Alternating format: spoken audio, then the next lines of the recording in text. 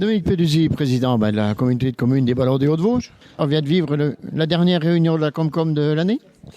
En principe, le conseil communautaire est toujours mobilisable dans un délai de 5 jours. Donc voilà. Mais effectivement, dans les dates qui étaient prévues, donc effectivement, cette date est en principe la dernière de l'année. Et durant cette réunion, il y a eu 2-3 questions qui se rapportaient aussi au département. Oui, il y a eu beaucoup de choses. Les questions qui se rapportaient au département étaient sur le développement économique essentiellement, puisque le département s'est vu encore retirer des crédits que l'État lui versait. Ça fait plusieurs années que ça dure. D'un côté, des dotations qui devaient remplacer les impôts qui étaient perçus, qui n'arrivent pas, et puis de l'autre côté, des dépenses obligatoires. Donc le département se retrouve à réorganiser ses soutiens au territoire. Et donc là, sur le développement économique, par rapport à la convention initiale où il y avait des aides possibles pour les entreprises, la communauté de communes finançait 20%, le département donnait 80% du montant de l'aide. Et bien aujourd'hui, ou demain, au 1er janvier 2026, ce sera 70% et 30%. Et puis, sûrement pour terminer dans quelques années à 50-50. Voilà le sujet autour du département. Et un Renan plus proche de la Comcom, il y a eu des décisions importantes ce soir ? Oui, en premier lieu sur le marché des assurances, nos contrats se terminaient au 31 décembre, donc on le savait. On avait délibéré il y a quelques réunions de conseil pour proposer un achat collectif. Donc 2 syndicats intercommunaux, le syndicat des eaux de Presles et le syndicat d'épuration de la Haute-Vallée de la Moselle ont adhéré au groupement d'achat. Les communes du Tillot, communes du Ménil et communes de Fraisse-sur-Moselle, plus la communauté de communes. Et donc on a eu un lot infructueux sur la cybersécurité, mais sinon les autres lots sur la flotte de véhicules, l'assurance fonctionnelle, l'assurance du personnel. Donc tout ça, on a trouvé des offres. Il y a des offres qui ont été remises et on est heureux parce que ça fait plusieurs mois que certaines collectivités ne peuvent plus s'assurer. Donc là, on a eu des réponses. Malheureusement, les prix sont en forte augmentation.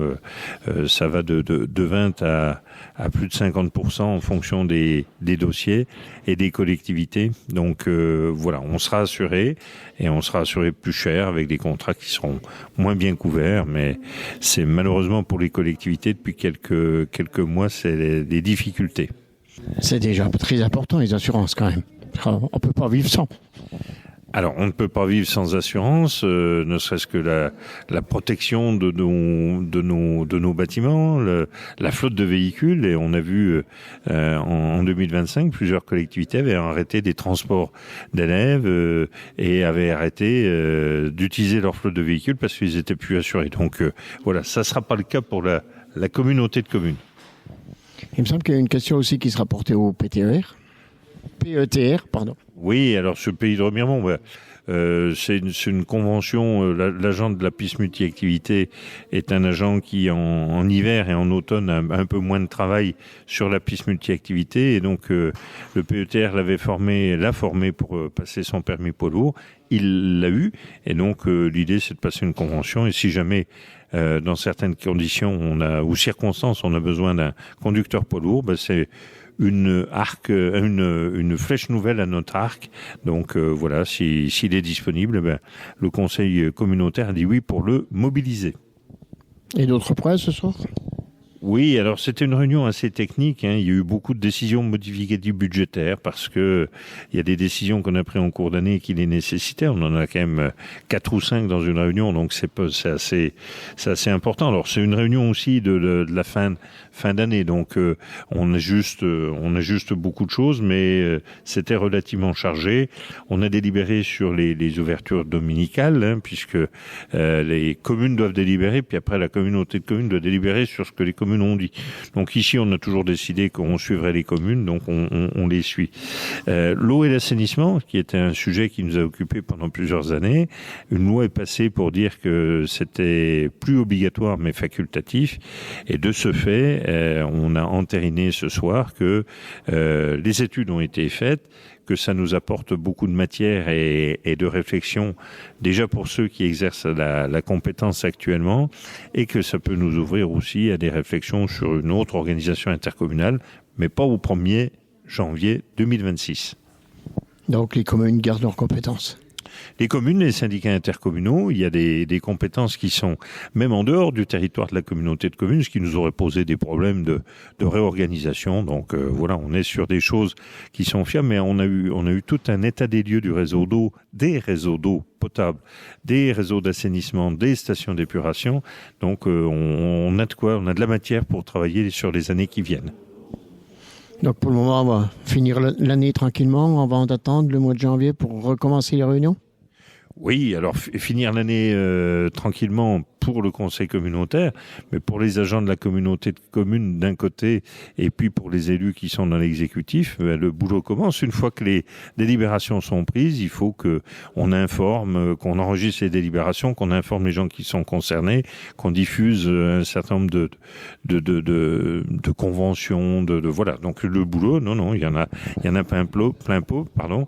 Et puis il faut déjà qu'on prépare le débat d'orientation budgétaire et le vote du budget, puisque le renouvellement général des collectivités territoriales, ou comme on disait dans le temps, les élections communales, font que la communauté de communes va être obligée de voter un budget en tout début d'année au lieu de le voter mi-avril. Et elle n'a plus qu'à finir cette année et puis préparer les fêtes. Oui, effectivement, c'est la conclusion du conseil communautaire. D'abord de remercier toutes les personnes qui seront au travail, parce qu'il faut pas oublier que en fin d'année, si on peut, un grand nombre peuvent être en congé et être dans des climats de fête. Il y en a qui sont au boulot, et il y a quelques conseillers communautaires qui seront au boulot, pas au titre de leur mandat de conseiller communautaire, mais au titre de leur activité professionnelle. Donc je les ai remerciés, et toute la communauté, les communautés qui travaillent. Et puis bien entendu, on a souhaité de bonnes fêtes de fin d'année.